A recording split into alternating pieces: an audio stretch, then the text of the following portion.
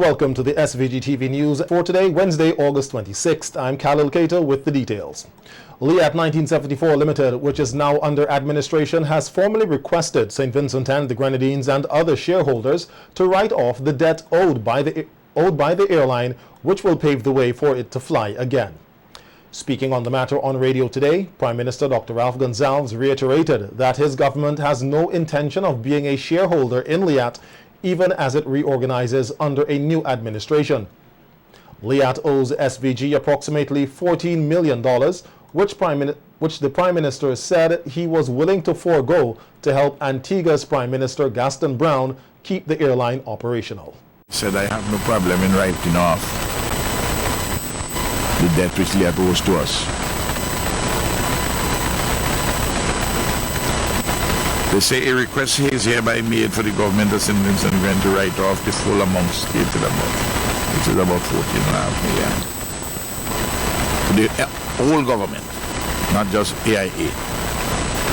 The effect of the write-off of the debt would significantly improve the realizable value which could be derived from the assets of the company and would go a long way towards enabling the company's return to flying operations. Remember I said that, that I will do anything to help my friend Gaston in getting LIAT up. And if any other investors want to go in, but we are in other options. PM Gonsalves said that with the writing off of LIAT's debt by shareholders, the airline's administration has suggested that its staff, which numbers more than 600, would be paid monies owed to them. The write-off of the debt, as stated above, would enhance the employees' prospects and settling the indebtedness of these employees. You notice? So by writing off, I am hopeful that I will put LIAT in a position where they can say something to the workers. LIAT workers here in SVG were seeking a meeting with Prime Minister Gonsalves in regards to their outstanding payments. The Prime Minister stated that he had no new information to share with the workers, but on radio today he said he is now likely to meet with them soon. And I will meet the LIAT workers. Know that I have something, a letter from the administrator. Remember I said I had nothing new to tell them. Well, this doesn't give an answer to their issue, but I have something new to tell them. And I'll give them the information which is here. The duty-free concession on barrels, which would have come to an end on Monday, August 31st, will now be extended to December 31st. The concession commenced in May to help Vincentians cushion the impacts of COVID-19. Announcing the extension, PM Gonsalves said the concession has assisted hundreds of Vincentians over the last 4 months. I got a text message from somebody at the port, a supervisor, who were telling me about a month ago. She says the barrel concession is really helping people. There were hundreds and hundreds of barrels, she said, that they were clearing, and she says it's just amazing. And I have to help people, after help. I know. In addition to the barrel concession, PM Gonsalves said that certain commodities that attracted duty will also be extended. Some revenue, but COVID has created a lot of problems for us, and as far as it's possible, I have to try and ease the pressure, ease the pain, ease the suffering. As a follow-up, Prime Minister, would this also apply to the disinfectant and other cleaning products? And same thing. And with the VATs and so on, for those which we took off, those still remain removed. As I say, we're losing revenue, but we have to try and hold it. As his party gets ready for the upcoming general elections with virtual meetings, Member of Parliament for Central Kingstown Major Sinclair Leacock last evening highlighted several promises made by the ruling Unity Labour Party over 20 years ago, which he says are yet to materialize. Some of these, he said, include the setting up of institutions and programs that would ensure accountability and transparency on the part of the government, which he said is yet to be seen. They said the Labour MNU Unity, now the Labour Party, will establish an ombudsman. After 20 years, they couldn't do that. That don't need any special provisions, you know. You could come to the Parliament and bring that. Right, Brother Bruce? Simple legislation. They will set up an electoral commission to supervise and conduct free and fair elections in St. Vincent. That's Labour speaking, ULP. 20 years they're in office, where the electoral commission that they will set up. Labour speaking again. Privatize substantially Radio 705. Privatize Radio 705. Well, they haven't done that. It's obvious. 705 is still government owned. And in fact, it's an insolvent company, can't pay its way. Leacock said the ULP also proposed 2 terms in office for a Prime Minister, and this is yet to happen, with the party now seeking a 5th term in office. Reduce the enormous powers of the Prime Minister. This is Labour talking. Reduce the enormous powers of the Prime Minister. And if that wasn't clear to us what he was saying, he went on to say, limit the Prime Minister to no more than 2 consecutive 5-year terms in office. Can you believe it? Can you believe it, Curtis King? Can you believe it, Camilo Gonzalez? Can you believe it, Minerva? That your Prime Minister said he wanted to limit 2 terms for a Prime Minister. He had 2, 3, 4, and he now wants 5. And then to leave. Well, I'm sure he doesn't have any intention to hand over to Montgomery. The opposition MP claims democracy in SVG diminished under the ULP, and that it's time Vincentians hold the government more accountable. Set up procedures for the recall of elected representatives. We went to the Parliament to move a vote of no confidence against the government. And we found out that we are the only country in the Commonwealth that can't move a vote of no confidence against the government. Because Gonzalez and Comey found all kinds of excuses, supported by a weak speaker, who only discovered it later when he was jogging, that he had made the wrong decisions. Beat him into submission. And young, intelligent, and matured people going in to offer themselves to defend that. And the rule that should be leader of the ruling Unity Labour Party, Prime Minister Dr. Ralph Gonzalez, said that under his leadership with a 1-seat majority has been, that should be his leadership under the 1-seat majority, has been by far the best when compared to past leaders. He said that his style of leadership has put to rest his critics in the opposition. Mitchell had to negotiate with me at the Grand Beach and cut his term of office by 3 years. I run in a 1-seat for 10 years since 2010. And I can't, when you watch about the place, you don't, it look as though I run in a 1-seat majority. Eh? You want leadership? You want the evidence? What titans like Joshua and Mitchell couldn't do. And Annie was right to make the suggestion on the basis of the history of 1966, 1972 and 1998. That 1 seat, you're going to have Ralph can't go to the bathroom. Not only that, Ralph go to the bathroom. Ralph go all over the world and I spent 2 weeks in Taipei. Dr. Gonzalez is optimistic of his party winning a 5th term in office, noting that they have a good track record of governance. Election. But in this one, and permit me this, I want when I'm handing it to the youngsters towards the end of the 5-year period, I want to hand it with a majority bigger. I want to be in the double digits and rising. I don't want a single digit, you know? But if you want to look at leadership, and I want to be boastful and make it look easy, and they are on my case every day and every night on the radio station,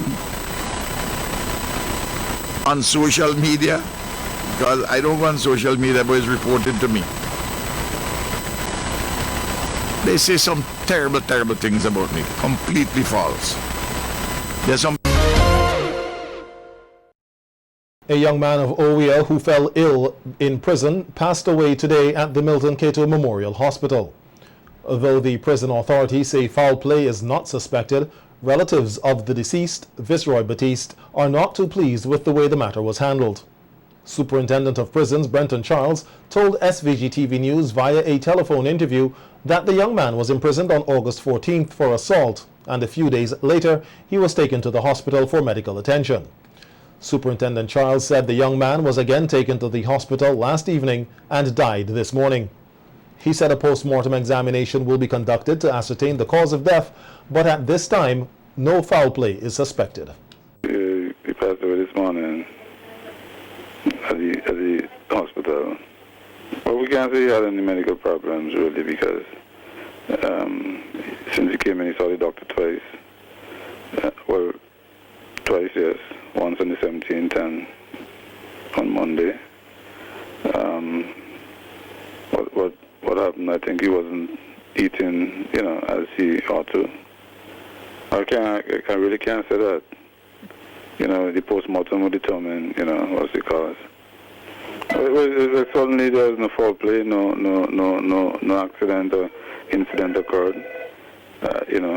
Do not have a discussion with the accused, allow the police to do their job, and respond affirmatively when a child wishes to divulge a secret. That's the advice from author and attorney Juanita Maud Headley as she spoke with SVG-TV News about her book, Can You Keep a Secret? The book, which is available locally, highlights Headley's life and challenges faced as a sexual abuse survivor and how she was able to find the courage to seek her purpose in life. The book also offers advice on how one can detect and prevent sexual abuse. Headley has been to 38 countries speaking on the issue of sexual abuse and human trafficking, using her life story to bring about a change to end these social ills. Headley said it is important for adults to say yes when a child asks if they can keep a secret. What people don't realize with that question, can you keep a secret, the person is trying to open up to you. And so when you do not respond yes, you do not respond affirmatively to that question, they will not tell you. A lot of adults overcomplicate this question by saying, well, what if it's a bomb? What if it's drugs? That's the issue I have with most adults. With children under 18, they always respond yes. They don't overcomplicate it. Now let's look at the question, can you keep a secret? When you respond yes, the child will tell you their secret, the adult, the teenager will tell you their secret. Once you've heard the secret, you say to them, for example, I have to break your trust and phone the authorities. I have to break your trust and phone the social worker. I have to break your trust and call, let's say, the police or the nurse, paramedics, etc. The point I'm trying to make is, you need to say yes first, allow the person to tell their secret. Once you've heard it, determine what to do and communicate those steps. I have to break your trust and call the police. The legal practitioner says the next step is to get the authorities involved and never discuss the matter with the accused. For example, I heard you've been sexually abusing your stepdaughter Juanita. My stepfather would deny it, obviously, and he'd hide the evidence. If there was evidence, he would hide it. Back in the old days, children were sexually abused. Nowadays, children are sexually abused and the abuser makes money. How? He or she sells photos and videos on the dark web. Do not ask the person, even if it's your husband or wife, did you abuse our son or daughter? That is very naive and ignorant. Don't do that, because they're going to deny it. which is what happened in my case. My stepfather was asked at 4 because it began with tickling. His hand slipped. He was asked not to let it happen again. I was told not to let it happen again, and it continued. The police were never informed. And some years later, when my family found out, I was maybe 7, my cousins disclosed my secret to them because they said yes. So I told them my secret. They disclosed it to their mother. The family found out. We were meant to have a conversation. The conversation never happened. The abuse continued because we didn't get the police involved. Do not have a discussion with the accused. Allow the police to investigate. If they're innocent, the evidence will support that. If they're guilty, the evidence will support this too. This is an important question, but to understand it fully, you've got to read the book. And Headley said her desire is to inspire persons who have also been abused and to empower others to speak up and seek help. And although I may still suffer from the effects of what I went through, insomnia is a big one, anger issues and some other. For me personally, I believe the past does not have to dictate the future, and so it's my desire to inspire people. When I was in school, I left at 15 with failing grades. I studied to be a chef. I worked in the United Nations in Switzerland, came back to England, went to university, did a year of maths and science, a year of police studies, a year of crime scene, eventually studied law, failed the bar exam twice in New York, never studied in New York, finally passed as an attorney. And I'm really encouraged by my own story that even though I may have been abused, some people think I'm screwed up because I was abused and a victim. Despite all of that, I was able to take the negatives and do so much productivity with it. And for me, by the grace of God, I'm not promiscuous, I'm not selling my body or anything of the like. Instead, my desire is to educate and empower people on this topic. I don't believe in awareness. Awareness to me is knowing and doing nothing. For example, it is sunny outside and you respond to I'm aware. I'm not here to raise awareness. I'm here to educate people with tools and empower them to act and to safeguard one another. Along with promoting her book, Headley will be holding discussions on sexual abuse and human trafficking over the next 2 days at the Kingstown Baptist Church and the New Testament Church of God at Wilson Hill. Persons here who are part of the Seasonal Agriculture Workers Program in Canada are receiving training to better prepare them to deal with issues such as conflict and ethics on the job. Training officer with the Labor Department, Ademola Williams, said this is the 3rd time the training exercise is being conducted under the SWAP program, with the training in conflict resolution done in an interactive way. Williams said the training would help the participants get ready for the Canadian workplace. The relevance of this workshop is as it pertains to readiness. We can possibly have a labor force that we're exporting that is not totally ready. And this is no disrespect to the labor force itself. It's just that, as you know, persons may have certain skill sets, but there's a need still in terms of added to that and making them a better asset. So we need to prepare them for the world out there, which is the Canadian world, to be more specific. So we believe that apart from your skill set, you need to also have soft skills such as ethics. You have to know how to work with others and how to conduct yourself on the job. Apart from that, we're human beings. We are creatures of habit. We might sometimes have certain instincts that others may not like. So you have to learn how to resolve conflicts in case you might rub somebody the wrong way. Williams says so far the participants have been receptive to the training. We have this training today where I personally would be conducting and selected for next week Wednesday. The date escapes me at the moment. We'd also have one relevant to group dynamics. The following Wednesday, again, yes, we're dealing with Wednesday apparently, would have one as it pertains to the contract that these potential farm workers will be signing before they go off. Right, and then the following week, or it may be the week after that week, because we are trying to lock down the trainer. They will be going up to the Biotechnology Institute in Orange Hill for a week. Some of these fellas would not have known that, but they get in the news now. So that's basically it. And there will be a certificate at the end of the training to say that you would have completed your training and you are now SWAP ready. The training officer took the opportunity to share some advice with the participants. Come ready. You just gotta apply, and you have to basically show a lot of patience, because at the end of the day we have a list of quite a few people, I'm talking about in the thousands, who are already waiting, because at the end of the day everybody wants to earn a living, and we know sometimes it could be difficult for you, because in these times, COVID times, and even prior to COVID times, it was already hard, but present day, we gotta try our best and be patient, and you know, try other avenues until you're selected, right? And there's no harm in calling us and asking what's going on. Personally, I'm very open. You could always come to the Labor Department and ask for Mr. Williams. I don't mind having a small chat with anybody. It may not be my portfolio, so to speak, but at the same time, I do have the information here and there about what's going on.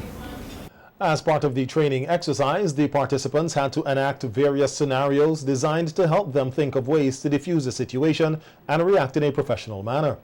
Some of the participants shared what they learned. We basically learn about conflict and how to resolve them today.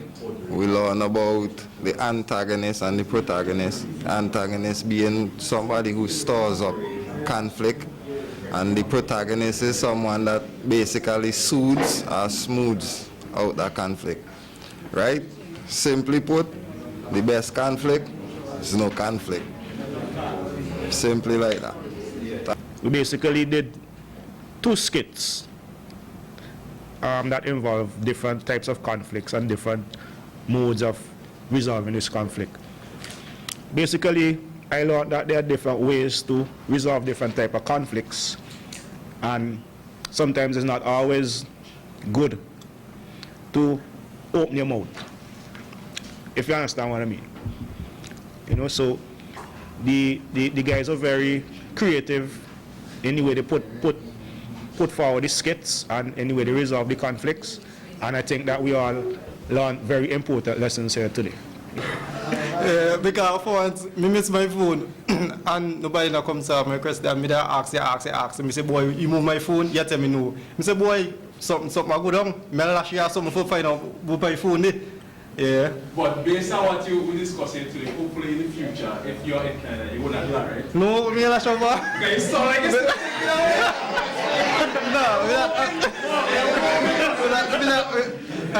First, I can think. Boy, I do it, and I come for eat a food, make a money, I come home, and I lash over the trouble, thing. You know what? That's my thing.